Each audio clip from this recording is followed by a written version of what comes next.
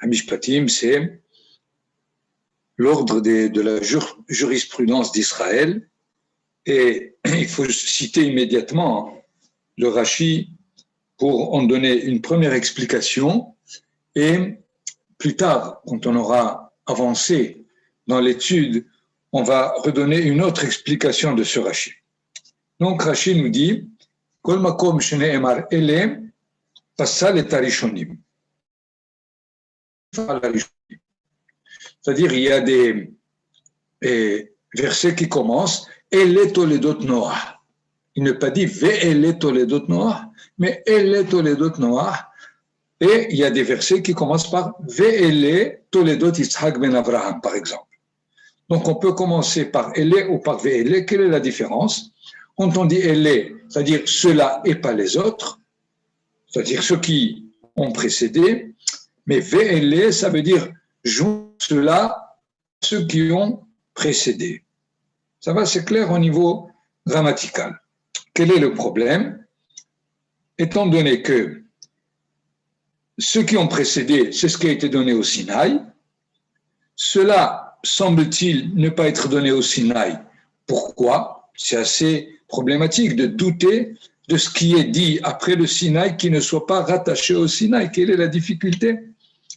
Une première explication, c'est que lorsqu'on voit les 10 commandements et on les lit, on voit qu'on s'adresse à une nation qui est sortie d'Égypte, qui ne fera pas d'idole, qui observera le Shabbat, et ainsi de suite. Et voilà que le premier sujet qui est traité dans Ve'ele Hamishpatim, Ki tikneh vederi, lorsque tu vas acquérir un serviteur, traduisant esclave, mauvaise traduction, mais traduisant par esclave hébreu, comment? Mais nous sommes devant ceux qui ont entendu qu'ils sont sortis d'Égypte. Donc on a affaire à une nation qui est libre, autonome, indépendante. Comment ça se fait qu'il y ait des esclaves? En plus, tu vas l'acquérir et il va travailler pendant 6 ans et il sera libéré la 7e année. Et si jamais il continue à persister, à rester chez toi, tu lui poincer l'oreille, tu lui feras un trou. Mais de quoi il s'agit? C'est assez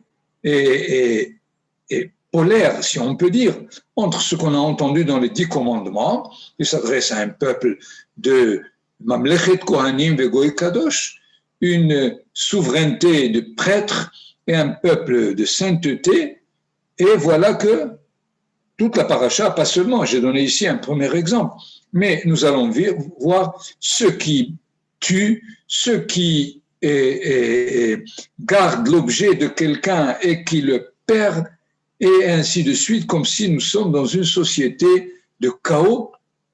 Il y a donc une sorte de dissonance, si on peut dire, telle qu'on risquait de penser que Ele Hamishpatim, ce qui est donné maintenant dans cette paracha, c'est Moshe Rabbeinu qui le dit parce qu'il est conscient probablement d'une société qui est mal préparée, mais ce n'est pas ce qui lui a été donné du Sinaï. C'est pour cela que Rashi nous dit Ma harishoni mi Sinaï, af elu mi Sinaï. Sache que même de la même façon que les premiers, c'est-à-dire la paracha des 10 commandements, elle est bien sûr du Sinaï, ces Mishpatim aussi sont du Sinaï. C'est une déclaration, évidemment, mais ça ne nous suffit pas. Comment ça se fait?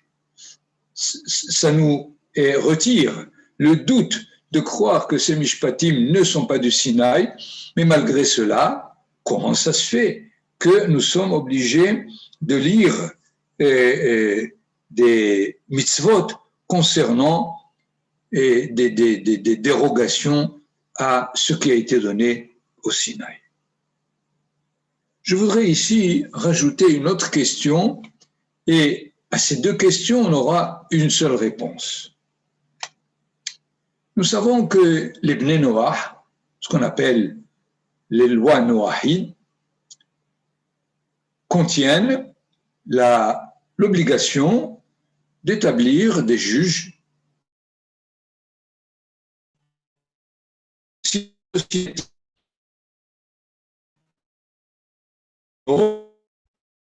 Torah, ils sont passibles de la peine de mort. Parce que c'est une société qui va vers l'anarchie, vers le chaos, vers le fait de se permettre n'importe quelle conduite et ainsi toucher les citoyens qui appartiennent à cette société. Et la Torah veut qu'il y ait de l'ordre. Donc, nous voyons qu'aussi bien les Bnei Noach que les Bnei Israël sont égaux, si on peut dire, ont la même obligation d'établir un système de justice. Malgré cela, il y a une différence qui peut nous étonner. Pour les Bnei Noach, on ne leur a pas dit selon quel principe de justice ils doivent le faire.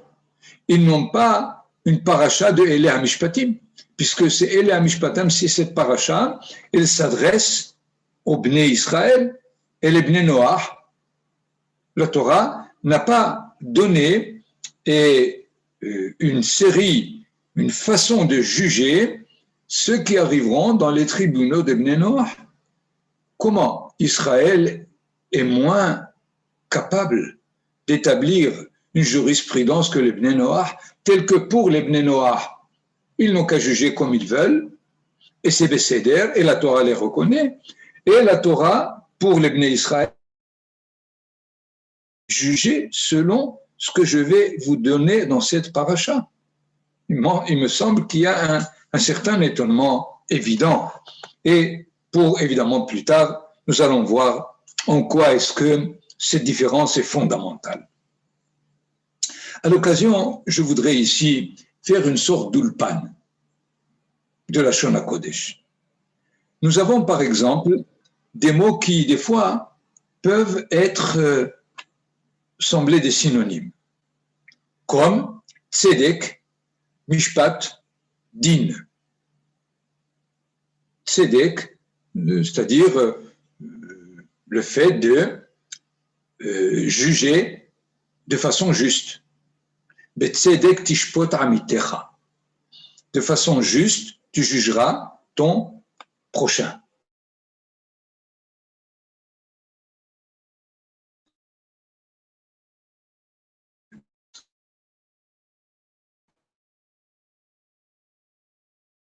Des concepts tout à fait différents l'un de l'autre. Je voudrais déjà, à ce niveau, établir une première différence. Tzedek, ça serait le fait, peut-être encore une remarque intéressante, c'est que du mot tzedek dérive le mot tzadik. Du mot mishpat dérive le mot shofet. Bien sûr que le shofet doit être tzadik, mais le tzadik n'est pas nécessairement shofet. C'est-à-dire le tzadik, c'est une vertu, le shofet, c'est une conduite. Le tzadik, à la limite, est défini par rapport à lui-même, alors que le shofet, c'est quelqu'un qui dicte la conduite, qui décide qui est coupable, qui n'est pas coupable. Et nous voyons que des deux mots déjà, tzedek et mishpat, qui semblent être proches, il y a des mots dérivés qui sont complètement différents. Donc, il est nécessaire de bien définir tzedek différent du mishpat. Nous avons donc comme définition possible du tzaddik pour arriver ensuite au tzedek. Je prends une définition que Manitou avait donnée. Le tzaddik, c'est une attitude de la bonne volonté de celui qui préfère le bien au mal tel qu'il le connaît. C'est-à-dire, c'est une position de la vertu de l'individu de préférer le bien au mal tel qu'il le connaît. C'est ça le tzaddik. Dans ce sens, le tzedek, c'est l'ordre des valeurs comme le Créateur les a émis, si on peut dire, et de façon intégrée de la personne saine de corps et d'esprit, si on peut dire, et le mishpat serait plutôt l'élaboration d'une conduite qui va viser la possibilité d'établir la valeur morale dans les cas pratiques d'une société qui est en difficulté à travers ses citoyens. Excusez la phrase très très longue, mais c'est bien pour distinguer entre tzedek, qui est le monde des valeurs pour lui-même, comme le Créateur l'a imaginé pour l'humain, alors que le mishpat, c'est le fait de considérer le cas réel qui vient devant le juge et afin de lui donner aux valeurs morales du monde du tzedek. Ça va? Jusque-là, on a bien compris ce qu'il y a entre tzedek et mishpat. Évidemment, une question peut se poser. Est-ce que le Ben Noach est au courant de la loi morale du Créateur? Nous, on peut dire qu'on est au courant à cause de Parashat HaMishpatim, puisque dans cette Parashat de Mishpatim, Akadosh Baruch Hu nous dévoile quelle est la conduite à réaliser dans les différents cas de la tension entre personnes, de la controverse entre personnes, et là, nous sommes peut-être renseignés. Mais comment ça se fait que les Bnei Noach, n'ayant pas cette possibilité, continuent à être considérés comme ceux qui jugent selon une loi morale? Dans ce sens, nous voyons déjà en quoi il va y avoir le tzaddik des Bnei Noach et le tzaddik des Bnei Israël. Ce sont des tzaddikim différents.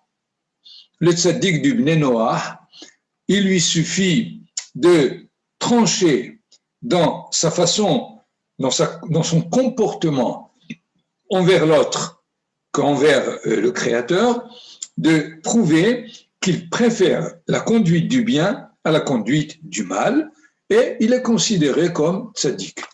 Mais pour le Ben Israël, ce n'est pas suffisant. Il faut qu'il soit capable de se comporter dans le mishpat selon la loi morale dévoilée du mont Sinaï.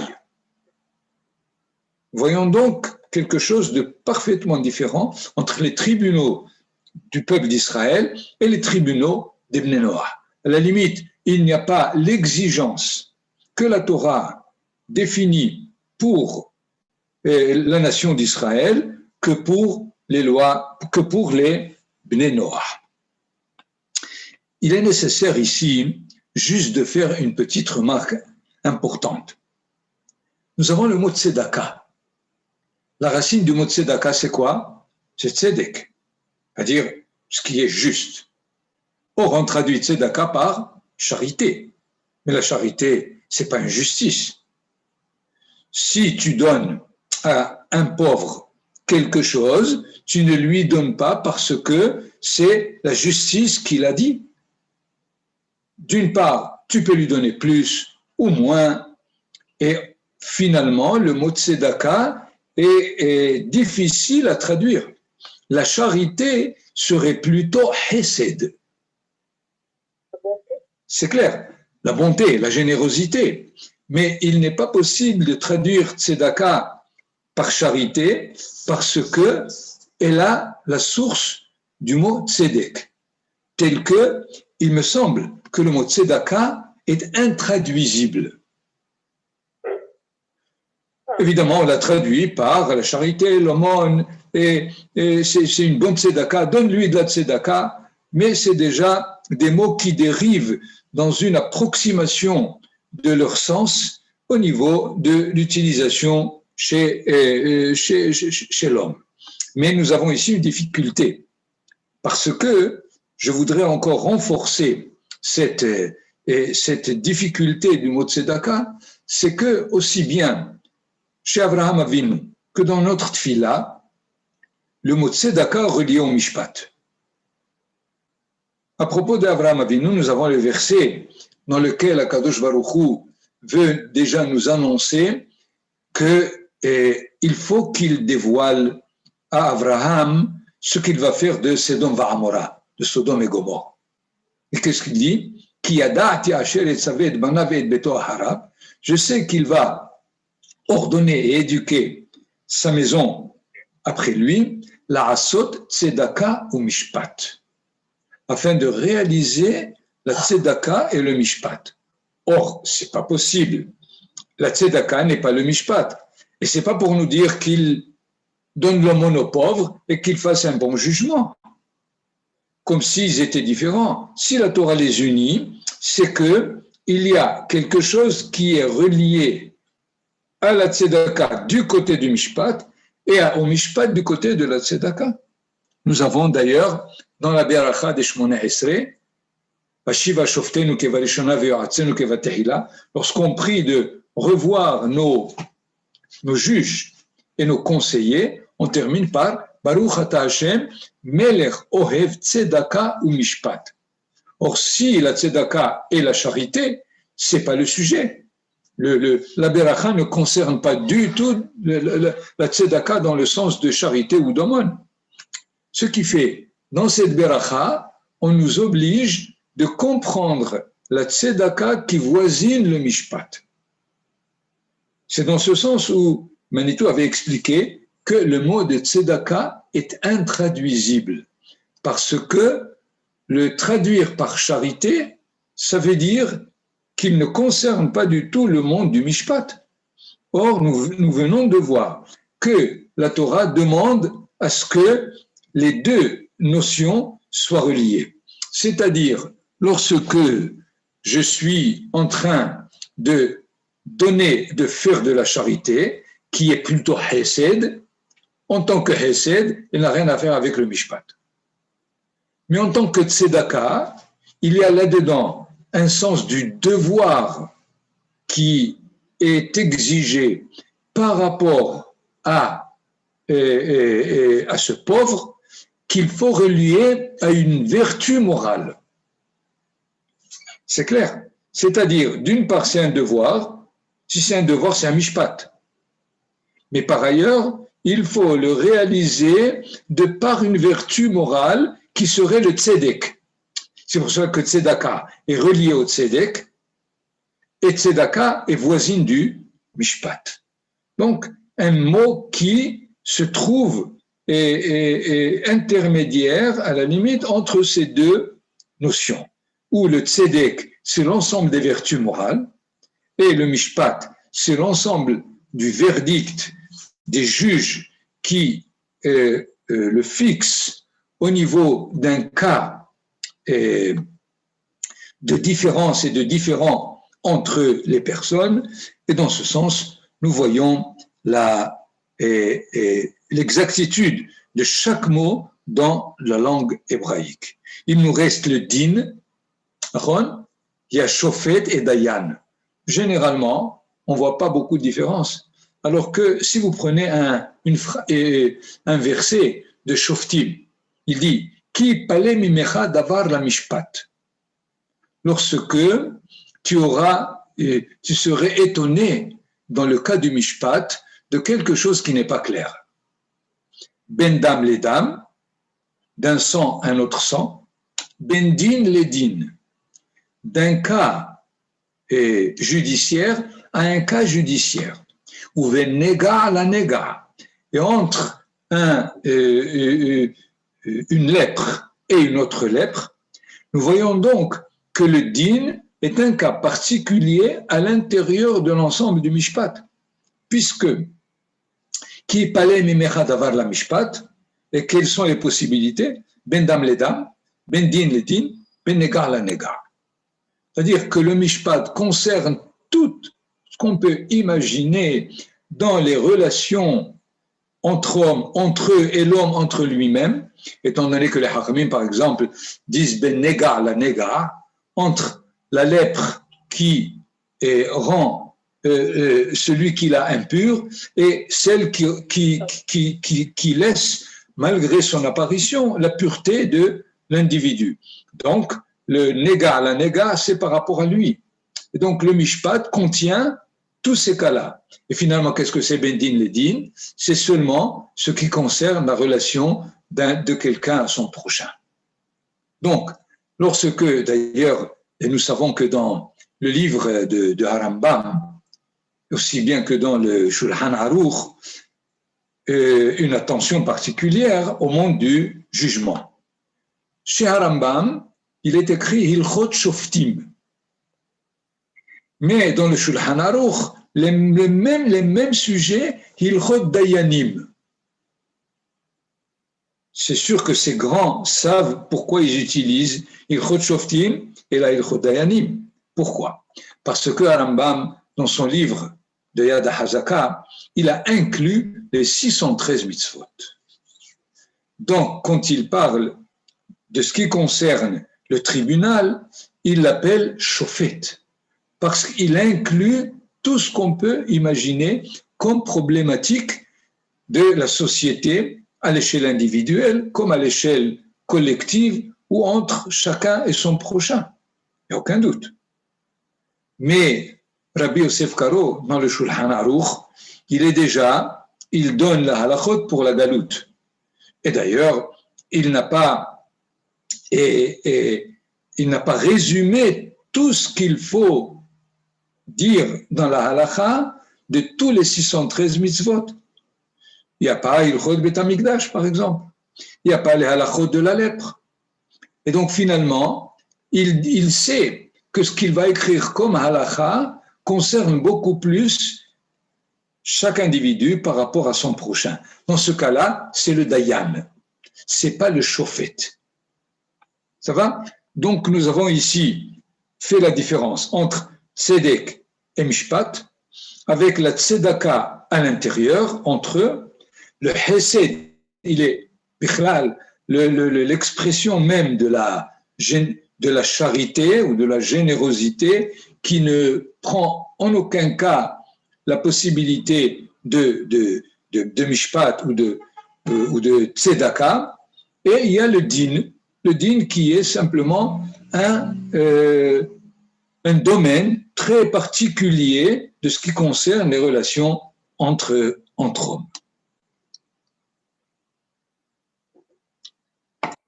Voilà donc pour une première approche de tous ces mots qui concernent le monde du tribunal. Je voudrais ici, aussi à la lumière d'un enseignement de Manitou, expliquer une Mishnah des Pirkei Avot, c'est la 7e, de Yehuda ben Tabai, qui dit que chez Yehu Ba'alei Hadin Omedim Lefanecha, lorsque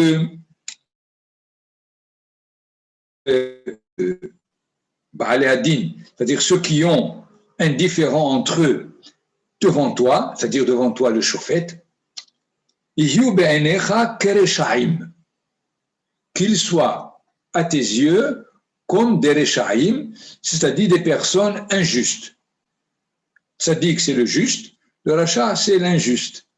Si on peut traduire pour l'instant, pour ne pas dire le Racha, le méchant, et tous ces. Finalement, Tzaddik et Racha sont par opposition. Si Tzaddik, c'est le juste, le Racha, c'est celui qui sort de la relation, de la vertu morale avec tout ce qui l'entoure, et en particulier avec celui avec lequel il vient pour prouver qu'il est, lui, juste et l'autre, d'avka, coupable. Donc, il y a une première indication, c'est que lorsque les deux personnes dans leurs différends se trouvent devant toi le juge,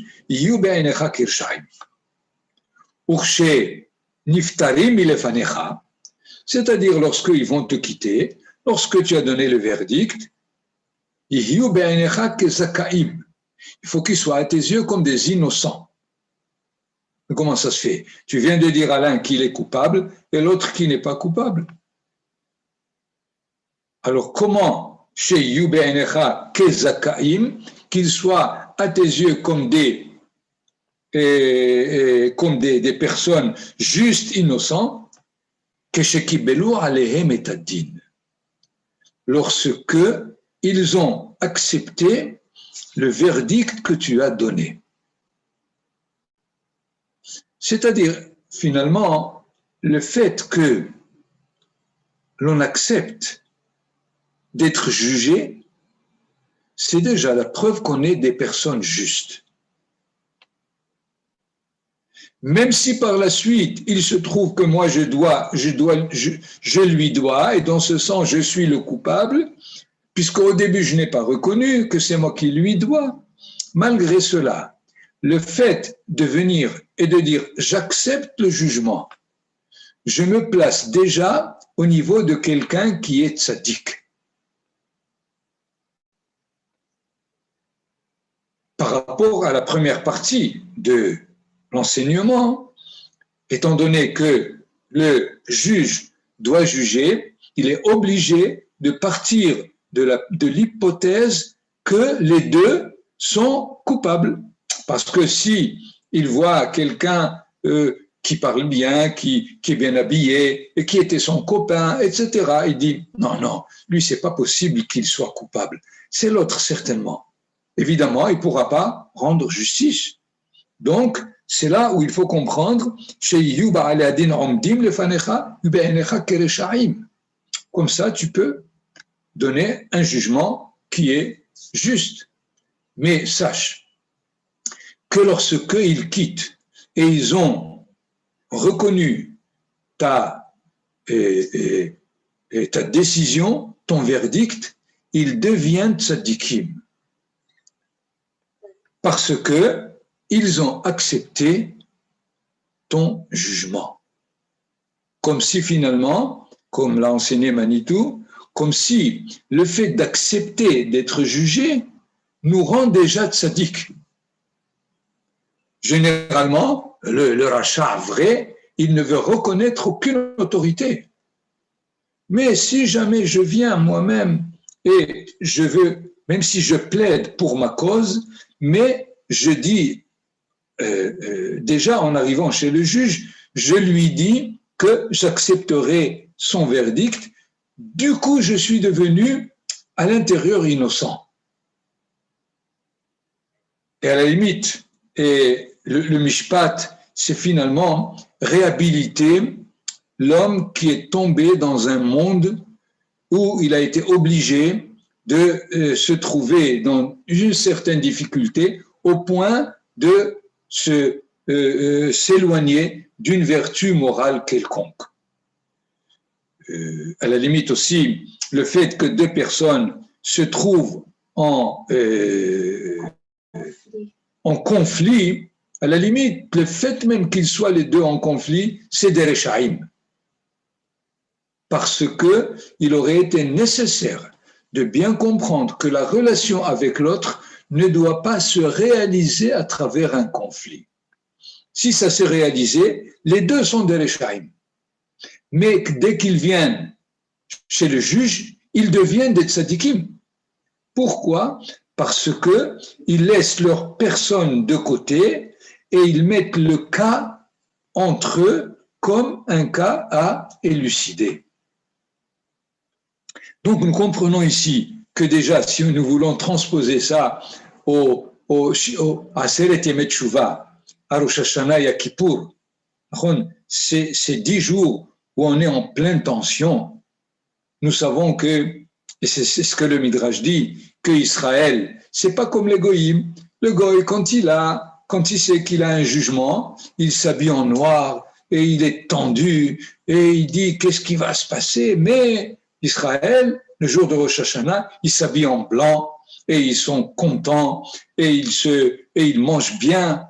Pourquoi? Parce que ils savent qu'ils sont des zakaïm, ils sont innocents. Tiens, comment on distribue des médailles? Non, parce que à Rosh Hashanah, essentiellement, c'est pas Akadosh Baruch Hu qui veut nous juger. C'est Israël qui est prêt à être jugé. Et si tu es prêt à être jugé, tu es innocent. Il faut bien comprendre le Midrash au fond, parce que Akadosh Baruch Hu ne juge que celui qui se propose à être jugé. Celui qui n'est pas prêt à être jugé, Akadosh Baruch Hu aussi ne veut pas du tout avoir affaire avec lui. Il y a un midrash d'ailleurs très important, nous savons que les fêtes sont définies par le Sanhédrin. C'est le Sanhédrin qui fixe le jour de Rosh Chodesh, et quand il fixe le jour de Rosh Chodesh, alors on sait quand est-ce que Pessah, c'est le 15e jour après le Rosh Chodesh. De la même façon, Rosh Hashanah, c'est un jour de fête, et Rosh Hashanah, c'est un jour de jugement. Et voilà, le Midrash raconte une petite parabole. Le 29 Elul, les anges de service, les Malachi Asharet, et est-ce qu'on organise les bancs et le tribunal, puisqu'il y a le moment de la justice arrive? Que leur répond Akadosh Baruch Hu? Mais pourquoi vous me posez cette question? Mais posez-le à Israël, allez leur poser la question. C'est eux qui décident. Comment c'est eux qui décident? Pas possible. Un jugement à faire, Akadosh Baruch Hu le fait. Non. C'est eux qui décident le jour du jugement parce que c'est eux qui veulent être jugés. Et c'est ça, le fait que Israël est dans sa source innocent. Parce que dans un jugement divin, on ne cherche pas le coupable, on cherche le responsable. Et celui qui est responsable de ce qu'il fait, de façon corollaire, il est toujours là à rendre compte, à être jugé par rapport à ce qu'il a fait au passé. C'est ça la responsabilité. La responsabilité, c'est la aharayut en hébreu. En hébreu, aharayut vient du mot ahar, après. Après quoi? Après avoir fait quelque chose, je suis responsable, c'est-à-dire je donne réponse, je réponds de mon acte qui est passé. C'est pour cela que la responsabilité en hébreu s'appelle aharayut. Ça va? Jusque-là, je pense que nous avons fait un peu le tour de ce qu'est la place de la justice en Israël. Et dans ce sens, nous allons répondre à la question qu'on a posée au début.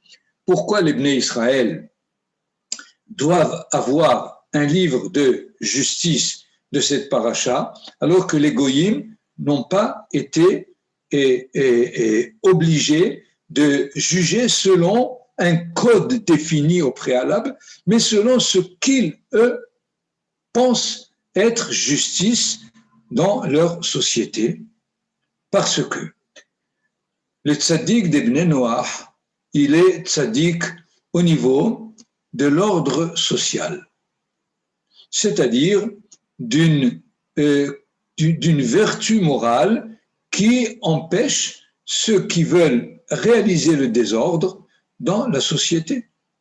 Et dans ce cas-là, lorsqu'ils ont bien conçu ce qu'est cet ordre et ils le maintiennent, pour la Torah, c'est suffisant.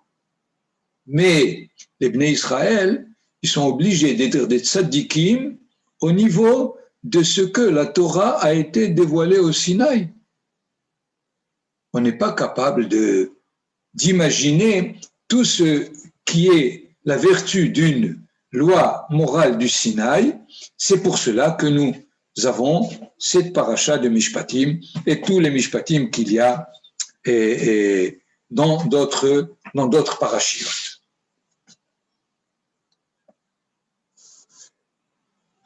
Essentiellement, et là aussi je rapporte sur le premier Rashi qu'on a lu tout à l'heure, Maharishonim Sinaï, de la même façon que les 10 commandements ont été donnés du Sinaï, même les Mishpatim de cette paracha sont aussi du Sinaï.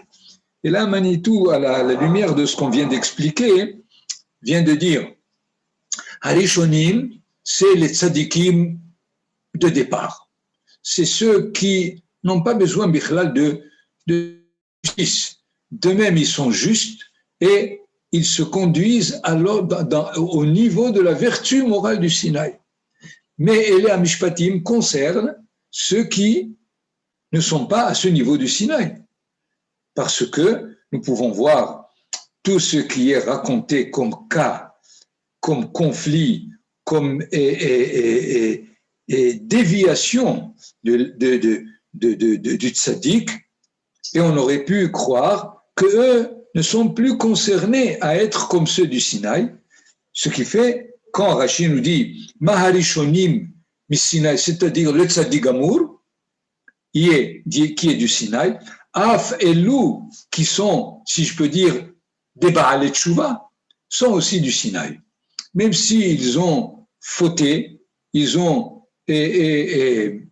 trébuché, si on peut dire, ou même réalisé de façon consciente un acte injuste, incorrect, et qu'ils sont venus au Mishpat, ils ont leur source au Sinaï. C'est le deuxième de ce Rashi, et le Manitou d'ailleurs le relie au Shla. C'est le Shla Baal Shnei Luchot Habrit, c'est lui qui a donné cette interprétation, cette deuxième interprétation du Rashi. Essayons donc maintenant de rapporter encore un enseignement à propos du Eved Ivri, c'est-à-dire l'esclave hébreu, comme traduction. Et là, évidemment, des gens qui posent la question, comment? La Torah aurait dû, dès le départ, abolir l'esclavage. Le monde doit arriver à ça.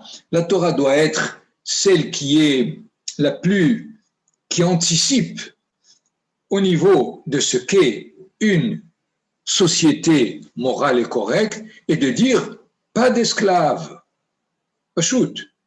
Et alors qu'elle nous dit oui, si jamais tu acquiers un esclave, comment ça se fait? Comment peut-on comprendre cette mitzvah de la Torah? Tout. D'abord, nous savons que la réalité de Eved Ivri dérive de deux situations possibles. Ou bien quelqu'un qui a volé et qui n'a pas de quoi payer. C'est pour cela que le Bédine le donne à un maître, plus tard, son maître, qui, par la valeur de son travail, réussira à payer ce qu'il a volé. Ou bien, deuxième cas possible, c'est quelqu'un qui a fait faillite. Il n'a plus les moyens de se tenir sur ses pieds de façon économique. Alors, il se propose comme serviteur chez quelqu'un qui lui donne la possibilité de reprendre son indépendance économique. Donc, il ne s'agit pas ici de l'idée des marchés des esclaves où quelqu'un va et il achète. Pas du tout, c'est interdit. Il n'y a pas, selon la halakha, de marché aux esclaves. Il ne doit pas exister. Mais il y a là le cas de deux personnes qui défaillent au niveau économique et au niveau moral. Et il s'agit de leur redonner, si on peut dire, leur indépendance, leur autonomie économique et leur autonomie de conduite morale. Il ne s'agit pas d'acquérir des esclaves, il s'agit de donner à l'autre ce qu'il a perdu. C'est d'ailleurs pour cela qu'il y a 6 ans, et à la 7e, il doit sortir. On pense que ces 6 ans lui ont servi, mais voilà que il est dans le cas de celui qui dit, dans le chapitre 21, verset 5, j'aime beaucoup mon maître, et ishti et banai, laissons de côté de quelles femmes et de quels enfants il parle, Lo yetze hofshi. Je ne voudrais pas sortir. Finalement, qu'est-ce qui est arrivé? Un échec. 6 ans sont passés, alors que le but était qu'il acquiert son indépendance, son autonomie. Voilà qu'il se retrouve 6 ans avant. Il veut rester. Qu'est-ce que la Torah nous dit? Alors, on va lui mettre un signe dans son oreille. Qui est-ce qui va lui trouer l'oreille? Son maître. C'est assez difficile. Pourquoi le maître? Que ce soit le tribunal qui décide de tous ces cas et marginaux, si on peut dire. Non, il me semble qu'on dit au maître aussi, toi aussi tu as échoué. Donc c'est toi qui vas lui trouer l'oreille. Comme ça, tu auras un signe entre tes mains que tu n'as pas réussi à lui donner son autonomie. Donc nous ne sommes pas du tout dans le cadre de l'esclave grec ou romain ou autre. La Torah sait que dans la société et dans l'histoire des générations, il peut se trouver que tel individu trébuche, défaille. On ne va pas le laisser comme ça. Il est nécessaire de lui remonter le profil économique et moral. Et c'est dans ce sens où il y a cette mitzvah de kitikne eved ivri sheshani me'avod ubashevi'it yetzel hofshihina. Dans ce sens, il faut bien comprendre que cette mitzvah nous concerne aussi. Il n'y a plus de ces avadim, c'est vrai. Mais la Torah veut nous dire, sachez que si jamais vous perdez pied au niveau moral ou au niveau économique, vous êtes dans la définition de quelqu'un qui est esclave. Et faites ce qu'il faut faire pour sortir de cette situation. Il n'y a pas, malheureusement, une société aujourd'hui dans laquelle il y a des hommes de grande envergure qui puissent faire ce travail en tant qu'éducateurs. Et dans ce sens, cette paracha, que ce soit pour le Eved, que ce soit pour la Hama, pour la petite fille que son père vend, c'est un autre chapitre qu'il faut étudier de près, mais il y a là le souci de la Torah de s'occuper des individus qui, pour une raison ou pour une autre, perdent leur autonomie et il s'agit de la leur donner. Ce qui fait, comme les Haramim ont dit, un maître qui achète un serviteur, c'est lui qui devient son serviteur. Parce qu'il a beaucoup de travail à faire pour lui rendre sa liberté et son autonomie. Toda Rabba. Voilà, si vous voulez une remarque ou question pour 2-3 minutes qui nous restent, Bevakasha, Besimcha Rabba. Ça va, Myrtille? Oui, c'était costaud, hein? Oui. Baruch Hashem. Toda Rabba, Shavua Tov. Toda Rabba. C'est le donc, Shavua Tov, Besimcha Belek Tov. Shavua Tov. להתראות.